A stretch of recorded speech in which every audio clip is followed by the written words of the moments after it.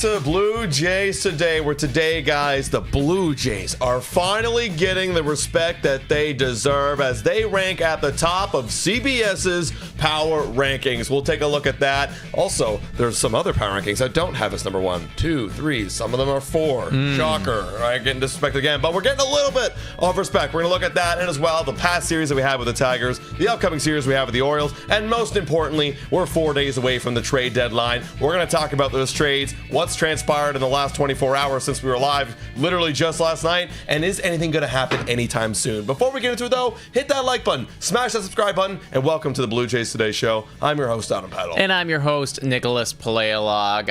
Yeah, guys, I suppose that the media has been really putting us to one side for a while, and the Toronto Blue Jays forced them into a position where they just could not ignore us anymore. And that is why, shout out to CBS, honestly, you see us at the number 1 spot in the power rankings. Yeah. Blue Jays soar into that number 1 spot, and that is right where we belong. Ultimately, they got the best record in all of baseball. Still, even after losing that final game to Detroit yesterday, they still have 1 game over on the Brewers, on the Cubs, on the New York Mets. I'm just still, and we've said this countless times, but I am still just so shocked and genuinely gobsmacked to see the Toronto Blue Jays as the number 1 team in all of baseball at July 28th. No, they were even saying on CBS, like, who would have thought after last year that the Blue Jays would go out and get the number 1 overall spot in the power rankings right before the trade deadline? We haven't made any moves yet, and we got the number 1 spot, which honestly inspires me with a lot of hope that if they go out and they make some big time moves, they're only going to get better. And also, we just went through the very tough part of our schedule. I mean, maybe you could argue Orioles coming up here, you got 4 games in 3 days in intense heat against an Orioles team that is playing better, is still part of the hard schedule. But you do got a lot of teams coming up. They're going to be a lot easier in August. That's the easiest part of our entire schedule. So maybe we even get even better, which is crazy to talk about. Yeah, it's not impossible. I see people in the chat saying Jim Riley has the Blue Jays at number 1. Well, shout out to Jim Riley, Ballcap Sports. Granted, he is I don't want to say closeted Blue Jays fan, but I know that he does support the Toronto Blue Jays. He tries to take his bias out of it as much as possible, but he is a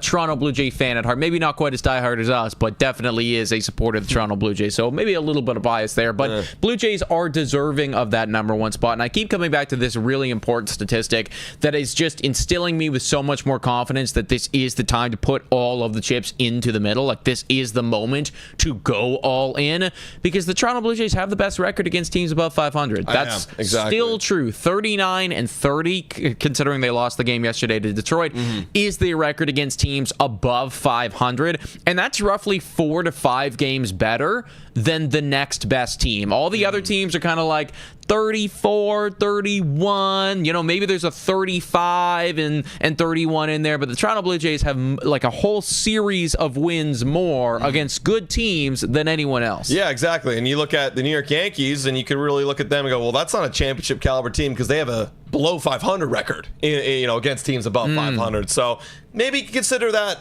Michael K. Exactly. If you're thinking about teams that are good, we beat good teams. And that's it. And you don't beat good teams. So Blue Jays finally getting the respect. I know everybody has been waiting for that. We'll see if the New York Times comes out with a post, and let's see if we're above the Yankees yet. Do you think we'll be above the Yankees? I'm almost assured that we will be above the Yankees at this point in time. Yeah, if they actually didn't, then they'd be memeing themselves at that point. I know that would be a massive troll on their side, but they'd actually just be trolling themselves, because at this point, everyone in baseball knows that if the Blue Jays aren't at least in the top 3, something is very, very wrong. Yeah. Now, looking back at that final game, it was a rough one. I know that some people on the internet were blaming Chad Green or blaming Justin Bruhill, and I think that there is something to be said there. Chad Green definitely they threw him in there in the 8th inning. Granted, we didn't have a whole lot of other options. We were trailing. He gave up 3, and then Bruhill came in and gave up another 3, and One ultimately was not earned, but exactly. But like that turned into the longest and just most. It was just such a frustrating inning because it just the inning that never would end. Right.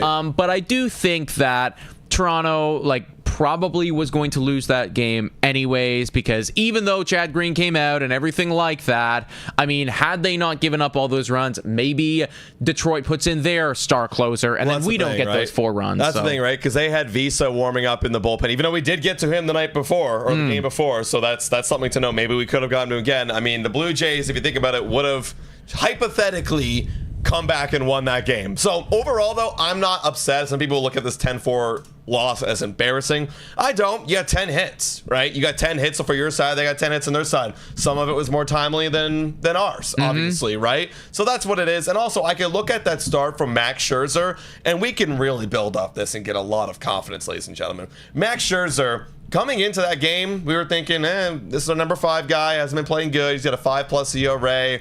You know, at best, he'll give us 5 innings, 3 earned runs. And for the longest point in this game, it looked like he was doing exactly that. Then he continued to strike people out, keep that pitch count low. He ended up going 7 innings with 11 strikeouts on the game, only giving up 3 hits. There you go, 3 hits, 3 earned runs. So again, it was all timely in that. I believe it was the 3rd inning. All of that 3rd inning, Max Scherzer, do you feel a little bit more confident with him moving forward going into the August and later months? 11 strikeouts is nothing to scoff at, right? Like, if I'm going to take away anything, it's the fact that clearly his stuff is still good enough to deceive hitters at the MLB level, right? He wasn't getting a whole lot of hits. The hits that they got, they did string them together well enough, so credit where credit is due to those Tigers. But 11 strikeouts shows that for the majority of that game, people didn't know what he was throwing them, and even if they did know, they couldn't get a barrel to it. So funny, because a lot of the time he was throwing fastballs down the middle, and the Tigers were just whiffing. They're just whiffing. They were just whiffing. So, I mean, credit to Max Scherzer. Like, clearly the fastball can still eat, and that's something that you worry about when a guy is 41 years old. Happy belated, by the way, Max. Happy belated. And that's what's funny, too, because like his last start, he was throwing the 4-seam fastball, and he was getting absolutely lit up. And then, so maybe there's a little bit of Tiger being cold in there that's making a play. I think so. I think what I'm saying? Because the other starting pitchers in a rotation, I mean, they all kind of ate against the Tigers in this one.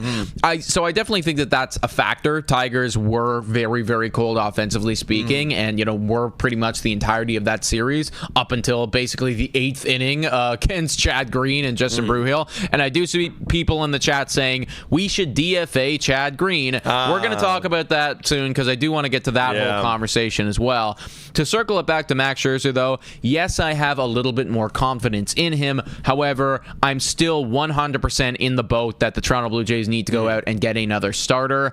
I would need to see an entire month of Max Scherzer being that level of Max Scherzer against other playoff teams as well. Offenses that are hot, lineups that are scoring runs consistently, unlike the Detroit Tigers were prior.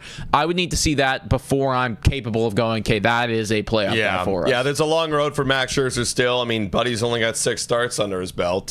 He's got to get to that magical 15 number for me to feel like the money's worth it, too. And also, shout out to Whit Merrifield, too, who's like, throw out the idea of, maybe we should start Max Scherzer game 1. Look, if Max Scherzer down the stretch is, pitching like this, and it's not just the Tigers being cold, there's something to be said there, right? Of course. And that's why I need to see him do that probably 5 to 6 more starts in a row. Yeah, and then it's like, okay, now we're talking. Now we're feeling good. Because keep in mind, Max Scherzer's season-long ERA, correct me if I'm wrong, I think it's still over 5 at this point. It's 4.89. 4.89. Okay, so he did lower it just below that 5 mark right there. So credit where credit is due. He did lower it there, but still...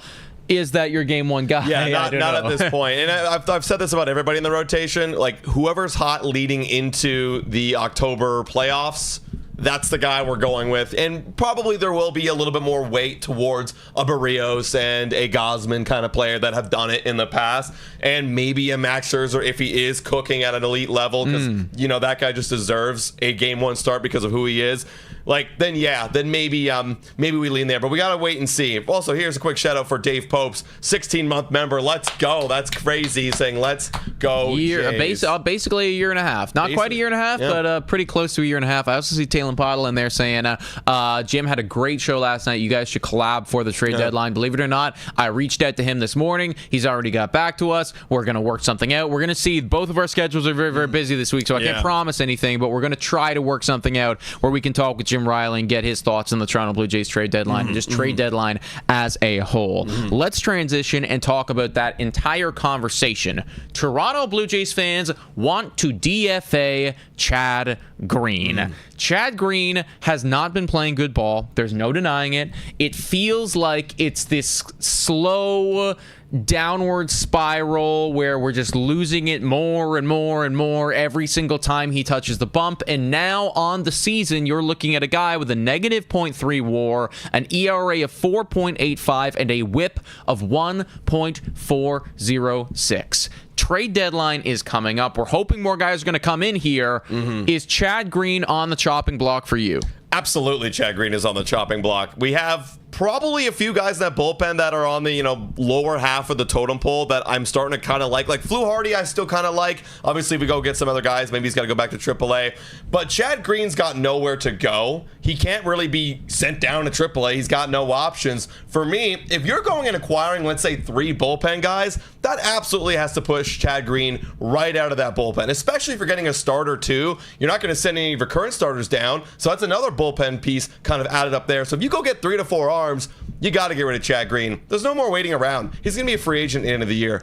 It's time to go, Chad Green. Time to stop wasting ball games because, yeah, theoretically in that Tigers game, maybe we could have held on and maybe we could have clawed our way back. There's a possibility, but you put in Chad Green and there's no possibility. So Chad Green, time's up, buddy. Yeah, I'm looking at it right now, and I think that it's tough. I think that probably Justin Brewhill will be on the cut line prior to Chad Green.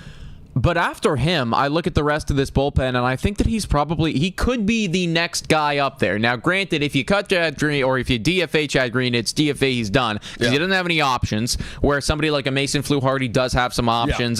Justin Brewhill's got one option. You could send him down if you want. Braden Fisher, Brendan Lowe. They're not going to send those two guys down, but they got options, right, in case you need him to. Chad Green would be just a full-on outright DFA. So I think that Brewhill, his option could definitely be used prior. But if they like the fact that Flu Hardy's a lefty, for instance, and maybe if Tommy Nance keeps cooking, that curveball, though, I could see if those two things happen that Chad Green would be the next dude there, where it's like, okay, time to go. And that's true. Drew Gamer with a good point here. You could DFA him, and maybe teams just don't even pick him up because of the contract, and he just goes right past through the waivers and ends up in AAA anyways. I wouldn't be surprised at all, man. It feels like that's one of those ones. If you're a playoff team, are you looking at Chad Green and salivating, going, oh, that's the guy that we need to pick up? I don't think so. Or you outright cut him and get him off the 40-man roster because you're going to have to put some guys on the 40-man roster. Also true, too, right? So maybe you just decide, well, time to go. It's time to go. We're not going to sign him back in the offseason. It's not like there's any relationship here. Time to go. Exactly. And I think at this point, it's abundantly clear that the situations that Chad Green is being put into, he's not being successful. So unless we actually are down by 7 already, there's really no point to be pitching him. And in yesterday's game, had that been a better player, had that been somebody who could record 3 outs, I'm not saying that they would have come back in the game, but I guarantee they would have had a better chance than being down 10-0 walking into the 9th. All I want you to do is just retire the side without doing any more damage. Exactly. You know what I mean? Like in a good bullpen, you have guys that can do that. So Chad Green, you guys let us know your thoughts in the comments down below about Chad Green. I think he's pretty much good as gone. Let's talk about another pitcher. And this pitcher was very phenomenal this past week. He made 2 starts, including one against one of the AL Cy Young favorites, and he shoved. Guys, it's that time to announce the J of the Week. You guys know who I'm talking about. Yeah, Sophie's already in all caps, and it is very, very fair for this man to be nominated as J of the Week. Let's give a shout out to Kevin Gosman, everybody. On an eve, I feel like this, I tweeted this out and everybody got all hyped up, and I think it was this final line that was in my tweet, because it got over like 1,000 likes, this tweet. Wow. And it was just his slash line for the day, or his line for the day, excuse me.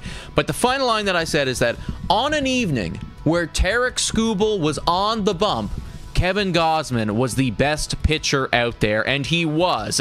He was phenomenal against those Detroit Tigers, and it hasn't just been this past start. No. He's been cooking over the past month. That's right. Over the past month, his numbers are very godly, very eerily similar to Kevin Gausman, who is the ace, or the former ace of the Toronto Blue Jays. Maybe he is right now. Let's look over here. His last 6 starts, he's got an ERA of 1.96, chat. That's phenomenal. He's 5-1 in that time. Okay, that's phenomenal. Or, well, technically 2-1, but in the games he started, they won 5 of the 6. So Kevin Gausman begs the question.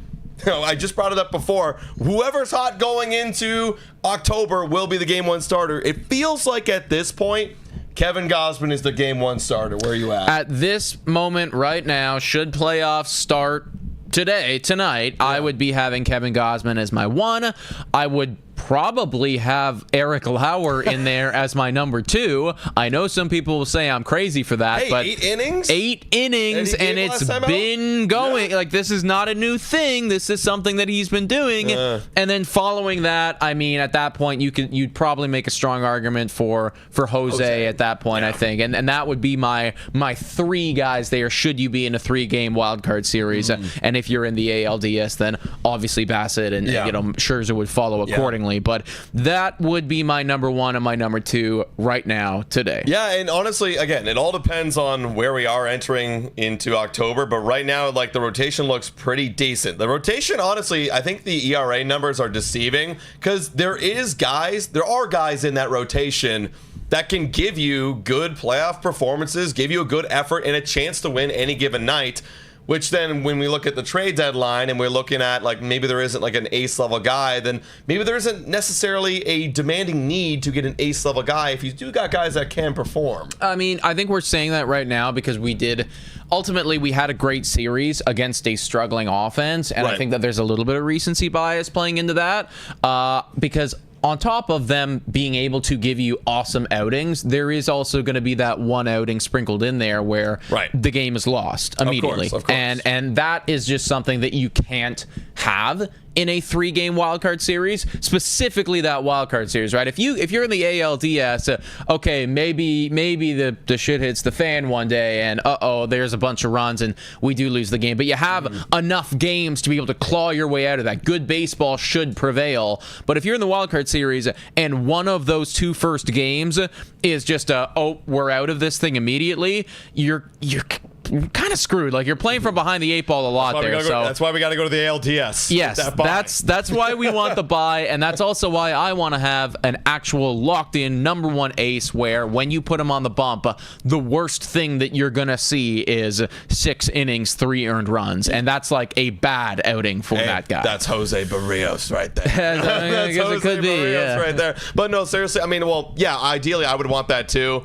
I am still struggling, for me personally. I don't know about you and you guys, chat. I'm struggling to find who's that ace. Because, I mean, we're going to bring it up later, but we'll bring it up right now. Seth Lugo just signed an extension with the Kansas City Royals last night. Yeah, that was sucks. That one option for a rental guy that would clearly be your game 1 starter. He ain't going nowhere. Kansas City Royals are going to be in it. So, I mean, I know you brought up Merrill Kelly and you're bringing him up right now, but, like, even then, it's like, yeah, that guy can give you a solid effort any given time. And in the last little bit, he's got a 2.35 ERA. Very, a little bit worse than Kevin. Little worse than Kevin. Yeah. But still, point being is, like, Merrill Kelly's still in that kind of category of, like, this is our solid number 2 type, which is kind of what Kevin Gausman is. Well, here's the one thing about Merrill Kelly, though, and this is why I like him the most. If you could pull his statistics up, I want to show the chat this, and I think that this is important. Just the level of consistency that Merrill Kelly has had, and I think that you can make an argument against some of the Toronto Blue Jays starters with this level of consistency. Looking at the game logs here, going back to May or April 3rd? April 3rd right there. Terrible game. 9 earned runs. Awful game. 3.2. Chased out. Terrible. Yeah. But other than that, he's had 3 outings where he's given up 4 earned runs, and then everything else has been less than that. So he's had 1 horrendous start of the season, 3 not really great starts, but then every single other start is like, okay, this guy, you should win this ball game. You know? Yeah, it's true. I mean, looking at it right here, it goes into the 7th, 6th, 5th, 7th, 6th, and all earned runs are under 3, other than this one It was one, yeah, exactly. Earlier in the year. Like just a handful, a sprinkle. Yeah. Whereas you look at the Toronto Blue Jays, and again, this is not a diss. I like our pitching staff. I like the guys, and they can also do this when they're on. But, you know, you look through Barrios' game logs, and it's like, oh, well, there's 7 earned runs there, and there's, you know, another 6 earned runs. And where somebody like a Merrill Kelly, I just think that, like, the level of consistency with him is so solid. Is he that number 1 ace? We can debate what it means to be an ace and everything. Like, I do think that he would help us out a lot, though. I think so for sure. If you have a 4-man rotation in a in an ALDS series, you'd have Kevin Gausman, you have Merrill Kelly, we can throw Eric Lauer in there for now, and then a Jose Barrios, and you'd feel very confident with that going on. I think it will definitely boost our chances of finding that nice, stable rotation moving into the playoffs. So I'm with you. I like that side. I didn't realize that he had got a little bit of inflated numbers since April 3rd. And it's like literally since April 3rd, shout out my birthday, by the way, but since April 3rd, so we're removing those games, and I know we removed this, but still, like, that's the beginning of the season. That's literally beginning of the season. We're removing the April from the Blue Jays season, right? If we remove his first 2 starts, if we remove Merrill Kelly's first 2 starts, he is an ERA of 2.71 and a FIP of 3.11. Exactly. That's solid. Like, that's elite. That's elite, and I would trust this guy moving into the rotation. So, guys, Blue Jays, what are we waiting for? Go get Merrill Kelly. It feels like the Cubs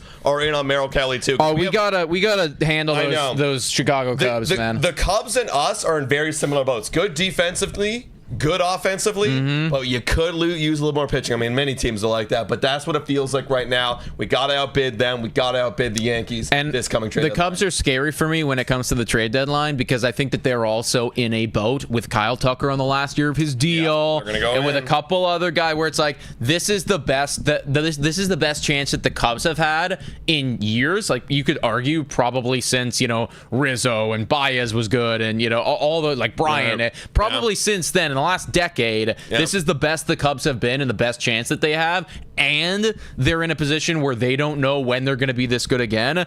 I think that they're going to really give Ross Atkins a run for his money when it comes to just overall prospect capital, and they're going to be willing to ship off some guys. Absolutely. Also, Drew, with a good question here. Does age going to affect him down the stretch because he is 35 years old? Well, good thing for you, Merrill Kelly. You can join a 6 or 7-man rotation with Alek Manoah coming back, and we already have a 5-man rotation. So there you go. That's the thing too. Like, you know, you trade for him, and then you're gonna get Alek Manoah at some point. Like, fuck, I don't even know. That's just a good problem to have at that point with all these depth guys. Yeah, I also think too, like, specifically with Merrill Kelly, we'll start talking about him, you know, in a second, guys. We're going to talk about him a lot, but specifically with Merrill Kelly, I would argue that age isn't going to be as much of a worry for me because this is Chris Bassett of Chris Bassett's. When you look at his pitch, he's got 6 pitches that he throws consistently. They're all relatively low velocities. Like, these are all low velocity pitches. I think the hardest he throws is a 92 mile per hour sinker, which he only throws 13% of the time. He throws his changeup the most. That's his number 1 pitch. So I think that he's going to be in a spot where his arm should be okay. But to Adam's point as well, if it's not, and if you're worried about it, well, we have guys that are, and I mean, can Alek Manoah do anything for us? Like, that's the other thing too, right? Throw back to that guy. He's going to need some innings. The benefit here is that we're going to be very rested, and we're going to be very rested. I mean, hell, you can move someone in the bullpen if you really want to. I don't know. We'll figure it out when we get there. But that's Merrill Kelly. I wanted to circle back like 10 minutes ago because I saw someone in the chat being like, Bo Bichette got snubbed. Hey, we let you guys decide who Jay of the Week was. So if you don't follow us on X, follow us there. I always post this about an hour before every Monday Blue Jays Today show. I'll ask you guys who is the Jay of the Week. We're doing Jay of the Month votes very, very soon. So let us know, guys. If you followed us on there, go vote. But you can see Bichette was right there, man. Yeah. He did have a phenomenal week. He drove in 10 runs. Amazing series in Detroit. I mean, Vladdy popped the frick off. Like, highest on base percentage, batting average, slugging, OPS, highest WAR. But he was third. So it just goes to show how good the Jays were this past. Also, shout out to Liam McKinnon for following us on X. If you happen to be watching this stream and you want to follow us, I think it's interesting. There's 400 legends in here right now, so shout out to the 400 people. We only have 268 votes on there. Wow. So had 100 additional people voted, maybe the results have been differently. I don't know how things would have gone. So if you want your voice to be heard, go follow us on X and vote on those things. They'll come out basically every single Monday morning prior to our Blue Jays Today show. show. Quick shout out to those 400 people that are watching. If you haven't already done so, please hit that like button. Please smash that subscribe button. And also, if you are legal drinking age, well, maybe go check out Budweiser, everybody. Batters up, and the Buds are stepping up to the plate. Budweiser is encouraging all Buds to make time for baseball this summer, as are we. You're making time, spending time with us. If you happen to be watching the game, grabbing a Budweiser might not be a bad idea. It's the official partner of your Toronto Blue Jays, as it is the official partner of Blue Jays Today. Whoa. Baseball is always going to be better with your Buds. Hell, that's basically how we've made a living. You guys want to come watch baseball with us? Well, might not be bad with some Buds, too. Limited edition Toronto Blue Jays Budweiser cans are now available at your local LCBO, and it, once again, must be legal drinking age. Please drink responsibly. Let's transition, and actually, I know that we have a couple other things teed up here, but I do see several people in the chat. See, look at how fluid we are. We're flexible, guys. We have plans, but we're ready to pivot here. I see people in the chat talking about how Shai Davidi is saying the Toronto Blue Jays are planning something significant. Yeah. Shai Davidi is one of those ones where when he speaks up, I tend to listen a little bit more acutely because I find that he often, when he says something, like it's like negative clickbait with that guy. Well, yeah, he'll even like lessen the impact of some of the things. So if he's saying that we're doing something significant, I have a chance to or a tendency to believe him. Anyways. Now, of course, we know Shai. I don't know how much she knows about anything in the situation in terms of Rogers and the front office, what's going on behind the scenes. But I would tend to say that I think we can all agree that they're going to do something significant. I would be shocked if they didn't do something significant, because that would be a wasted trade deadline on a season where you have the best record in baseball. So I feel like, again, not taking anything away from him, because obviously we love Shai here at Blue Jays Today. But, they should, right? That should be a matter of the fact. Okay. We have a trade tweet that I put out earlier today. We're going to get to that, but before we do, just a quick, nod here to the captain, my guy. He is concussed. His head got a little banged up, and he needs some time off. So he's going to go chill in a dark room probably and take care of himself. We're hoping that it's minimal damage here. Yeah, and a lot of people have been bringing up, like, oh, did we trade for a catcher now? No. We're going to survive. We have, a 4-game series in 3 days. You're going to have Ali Sanchez and Heineman take those games. It's okay. Maybe the weekend series against the Royals. You got some off day there on Thursday. Long half off day on Wednesday after you finish your game. It's going to be fine. Kirk will be back. It didn't look like a very serious injury. Just a foul tip hit him in the head, kind of jolted his head back. A little bit of whiplash. Kirk will be fine. That's the thing. Yeah, concussions are a serious matter, but I don't. Again, I didn't feel it, and you gotta be there, you gotta be the doctor and everything. But it didn't look like one of those ones where this is gonna be a major concussion. Because the guy was walking around, he was chilling. I would imagine he was probably pretty dazed and confused while he was still in the game and just trying to power through it, hoping that he would walk it off. And obviously he didn't walk it off quick enough, and then ended up on the 7-day IL. So fingers crossed that guy's gonna be sooner rather than later, because obviously he just means so much to this lineup. Lucas asking when is the deadline. Wednesday. It is Thursday, but we will be live Wednesday night, kind of covering. There should be something happening for the Blue Jays by Wednesday night. You gotta imagine. And then, of course, we're gonna be live from 9 a.m. all the way to 6:30 p.m. during Thursday. So come join us there if you want to get the latest up-to-date Blue Jays news and rumors. Look, we kind of already talked about the starting pitching market for a trade deadline. Merrill Kelly seems like the dude. I feel like there's no one really else out there. Seth Lugo is officially gone. But we want to hear what your guys' trade deadline would be. What is your perfect trade deadline? Nick made a tweet this morning talking about what would be kind of our perfect trade deadline. You asked me a little bit too, what would you think? So, we would acquire Ryan Helsley. That'd be our closer guy. Anthony Bender, a sneaky, back-end bullpen guy that is very good this season. Also controllable. He's got control over there on the Miami Marlins. Very, very good numbers. Look him up. Well, love that. And then you got Merrill Kelly that we've just talked about in this one. And then you hold on to Namal and Savage. That would be a major win. Maybe you could toss in some sort of right-handed power bat. So I didn't want to get greedy. I was thinking about, when I tweeted this out, I was thinking, should I put in a batter? That felt a little too greedy. I think that if they did this is a ceiling of outcomes for me that is actually realistic. I don't think I really tried not to stretch this, to the limits of this is never going to happen.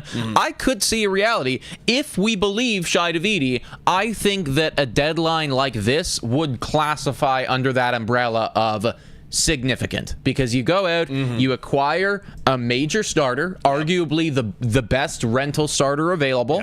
You have a controllable bullpen piece that is really underrated and good. Doesn't get nearly enough media coverage, but I would argue that Anthony Bender could be like right up there as one of the most coveted bullpen arms available at this deadline. And then Ryan Helsley, well, that's your potentially new closer, but at the very least backup closer if you want to take Jeff Hoffman out of that role or split playing time there or what have you, and somebody that can gas it up to 102 miles per hour whenever he feels like it. Yeah, exactly. That's the big thing. I've been kind of leaning over to the camp of I really want a flamethrower. Like, we don't have that. We lost that with like Jimmy Garcia. I need a dude who can hit 100. That guy can actually hit 100 pretty consistently. So that is our ideal trade deadline. You guys let us know in the live chat and in the comments down below. What do you think? What is your ideal trade deadline? We're going to be talking about it. We're going to be covering a bunch. Hopefully we get something soon. We have an off night tonight. We've been going live for so many games recently, doing live streams. We have an off night tonight, but if something breaks, you bet your butt we're going to be live here tonight. Also, I see people asking, what did the comments give you? Marioka here with a great suggestion. Joe Ryan, Johan Duran, Jacob deGrom, God, Willie Mays, Barry Bonds, for Johnny King and Orelvis. Not really inclined to get rid of you, Savage or Namala. So if you guys are vibing with Marioka's tweet right there, then go follow us on X, find her reply and or their reply, excuse me, and give them a like, and I will do that right now. See, I don't know. That's a little bit of an overpay for me. I really like Johnny King's potential. He could be an ace one day. Dude, that's the thing. God is such a high ceiling, low floor type of play. Is he him or is he like a myth? Like, exactly. It's like, how am I supposed to know right now? I can't be giving up Orelvis Martinez for that guy. Yeah, I got to see it first. Like that guy's got power potential. Could be the next like Teoscar Hernandez. 100%. Yeah. Granted, I mean, like, should we acquire God and he hits a ceiling, we might be looking pretty good. Yeah. Also, a little sidebar. Do we even bring this one up? I saw some chat. There's so many things going on in Blue Jays land. I love it right now. But Dalton Varsho might be coming back soon. Dalton Varsho might be coming back soon, and that is actually pretty exciting. Who goes? I think it's going to be Straw that's going to go. I feel like he's the clear and obvious selection just based on performance. I think that, it all comes down to what the Blue Jays value more. Right. Because they've been pretty open and okay with that Will Wagner, Alan Roden spot. Just like, who cares? Whatever. We can burn your options. It's no big deal. Send down, send up, whatever. So if they're still feeling that way inclined and Roden's got 3 options on his thing, and maybe they want to send him down and then, he takes over the spot, then that could be a thing. Whereas like with Miles Straw, like you do run the risk there, right? You got to send him through waivers. And then again, there's the other question. Well, does he actually make it through waivers? Like, does anyone want to actually pick up his contract? He has been performing so bad. So like, I could see reality where for now they'll cross that bridge when we get there in terms of like, okay, like, let's just wait and see if we actually acquire anybody. Let's send down Roden because we can bring up Will Wagner or send Will Wagner back down because Will Wagner's on the restricted list right now. So like, that's kind of sad. He goes, sees his dad go and get inducted in the Hall of Fame, comes back to AAA. That's what it would kind of be, right? So we'll wait and see, but that's probably the first move they'll make. And then last minute resort, they'll get rid of Miles Straw. It's kind of the same boat. It's like the whole thing with Chad Green. It's like, okay, well, we can send down Flu Hardy if we really need to, or we can't send down Tommy Nance, or Brule. Then we'll get rid of Chad Green if need be. I do wonder if the money plays into any of this as well, because that's something that we never think. We just think about, like Toronto Blue Jays have infinite cash, which they kind of do. But, Straw's getting significantly overpaid for what it is that he is. And, with the trade deadline coming up, you got to imagine that they're going to be taking on more contracts, more money, if they are buying people. It's a long shot that anyone would want to even pick up Straw's contract. But, maybe there is like the roll of the dice of like, hey, like, let's DFA him, and if we get lucky and someone picks it up, that's a couple $1 million we can put to Merrill Kelly. You know who picks him up? The New York Yankees.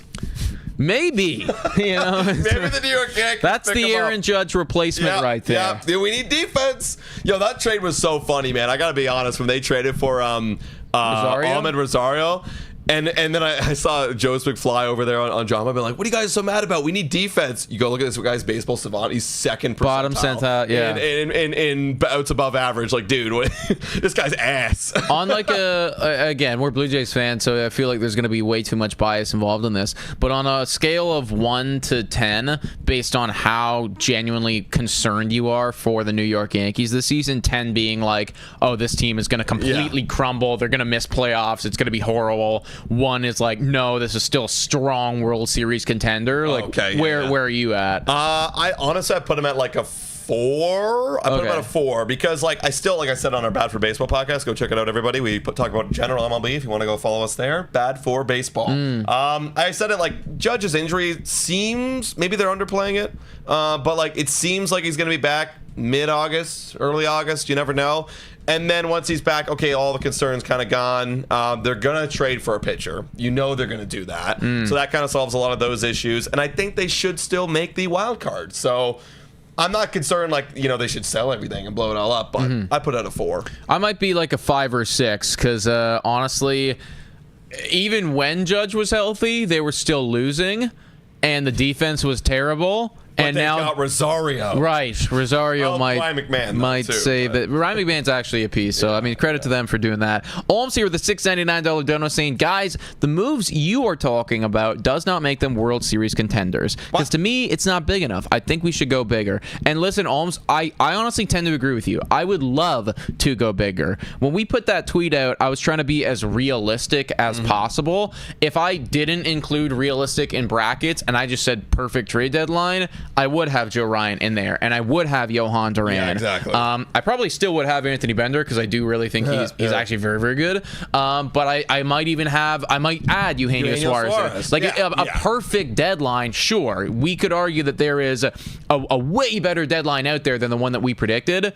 But you got to factor in as well, there's not a lot of really good rental pieces. Yeah. There's a ton of competition. And we don't have the best farm system. We don't have the best farm system. So, like, really, to do what it is that you would be suggesting, I think it would require us to sell Arjun Amala and sell Trey Savage and probably be paying a premium on rental guys just to be able to outbid the Cubs and the Mariners and don't get me wrong, I would sell you Savage and Amala for Joe Ryan and Johan Duran in a heartbeat. Like and then it's like, is Minnesota even willing to do that? Probably not. Probably not, right? So like, there's a balance between reality and what you can do. I mean, let's be honest though, right here, folks. The Blue Jays are playing like the best team in baseball that would win the World Series right now. They're playing like that. So, you know, how much more of an I've seen this conversation happen so many times.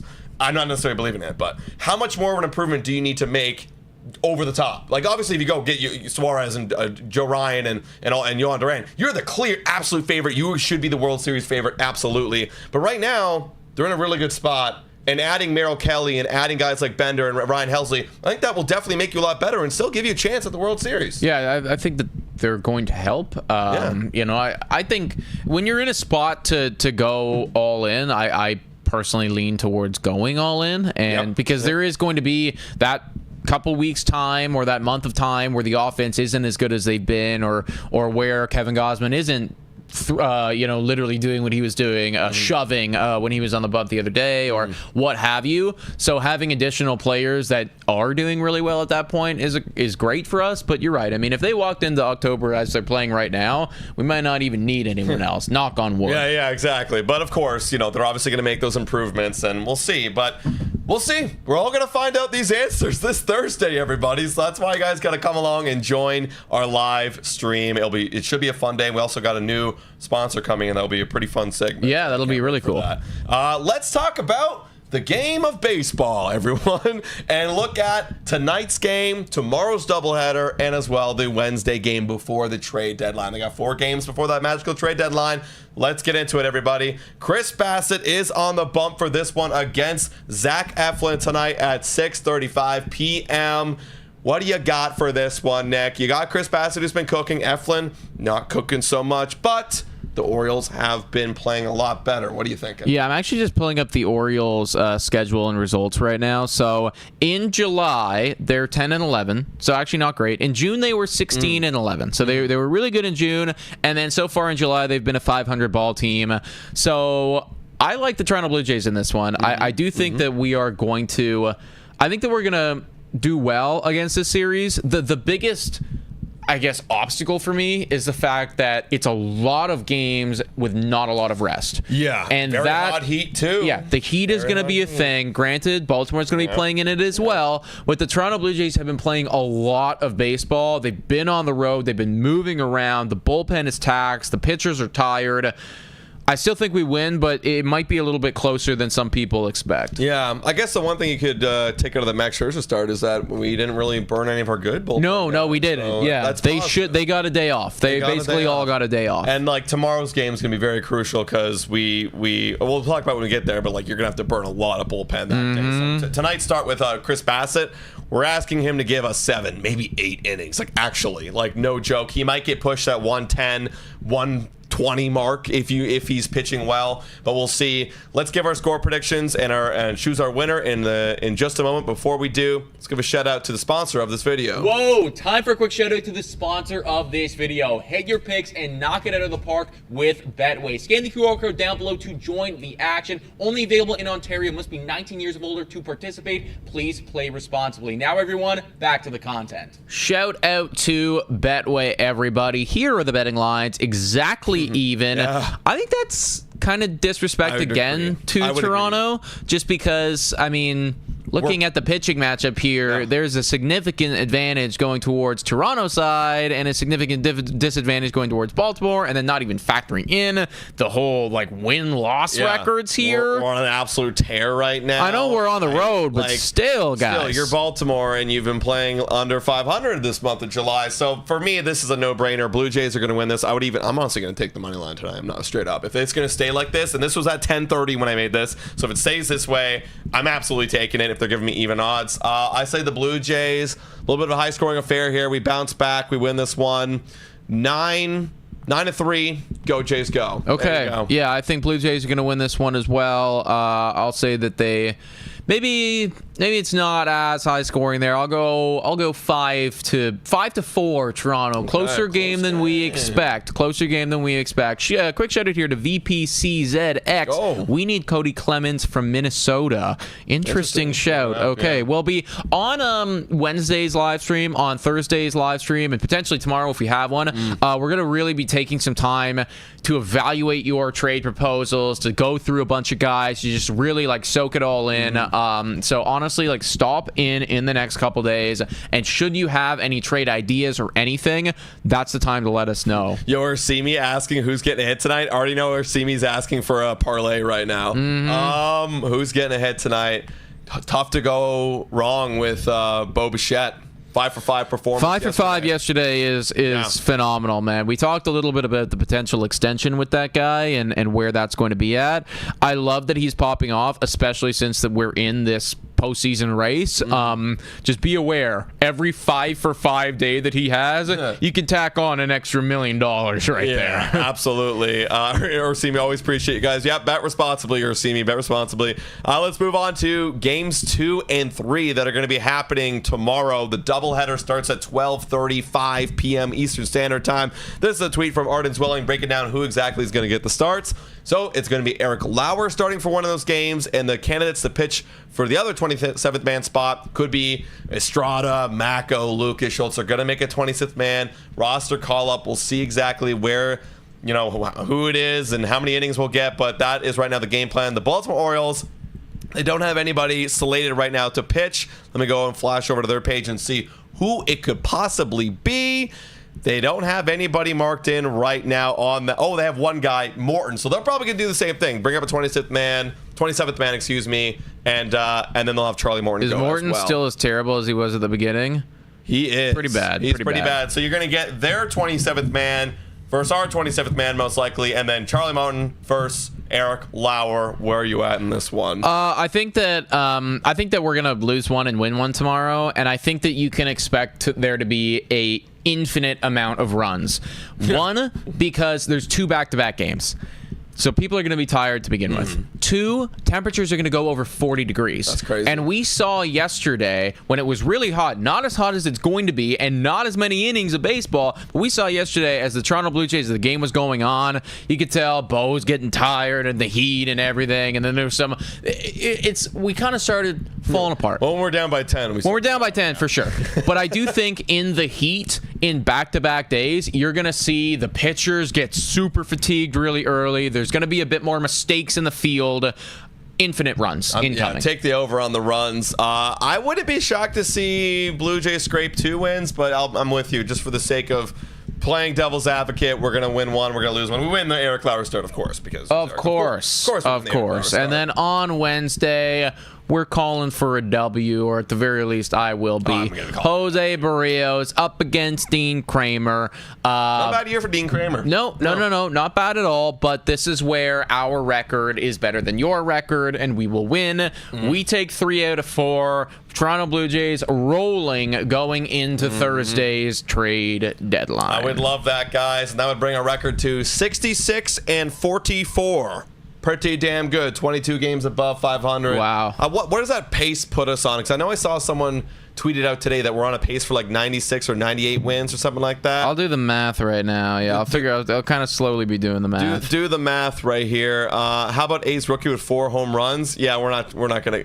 How about just in general? Because like, if you're talking about trade, Cody, that ain't gonna happen. Yeah, I don't think so, man. But that kid's insane. That's really, really cool that he did that. Did you hear Bryce Harper's involved in altercation with Rob Manfred? Yes, I did. I literally laughed my ass off. Like this guy doesn't give a fuck. No, Bryce Harper is so goated. Like Bryce Harper's anybody that doesn't like Bryce Harper, I just don't get it, man. He's so cool. He's just so cool. He's got his little coffee review channel. That's pretty cool. Little TikTok. Do not talk to me about the salary cap. Oh, dude, it's gonna be hell. It's gonna be hell because and Bryce Harper too. He's got a say. Like he's one of those people up there, and in the Players Association and everything. Like he'll actually have a say. Also, 96 wins is what the Toronto Blue Jays are on pace for right now. If they do that, we would be winning the division. Yeah, and Brian says 66-44 if we get 3 out of the series will be a 97 pace. That would make sense. That would make sense. If we're going at this recent pace,